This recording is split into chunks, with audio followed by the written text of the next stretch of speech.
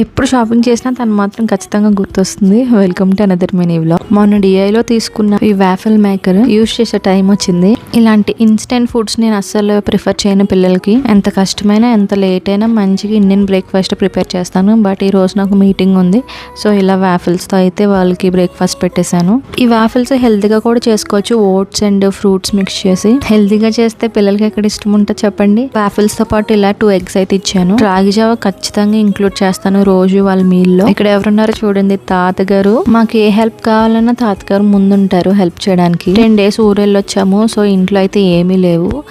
Groceries అయితే కావాలని చెప్పేసి షాప్ కి తీసుకెళ్ళమంటే తీసుకెళ్లారు. ఇవి సర్దుతున్నప్పుడల్లా నాకు నా ఫ్రెండే గుర్తొస్తుంది. చిన్నప్పుడు మాట నేను 7th class 8th class అనుకుంటా, మా స్కూల్ కి ఒక ఎమ్మెల్యే వచ్చారు. ఆయన అడిగారు మాట, ఎందుకు చదువుకుంటున్నారు మీరు అని చెప్పేసి. అయితే మా పక్కన అమ్మాయి చెప్పింది, అట్లీస్ట్ కిరాణా సరుకులు పేపర్లో రాయడం అయినా రావాలి కదా, అందుకే చదువుకుంటున్నానని చెప్పేసి అందరం నవ్వేసాము.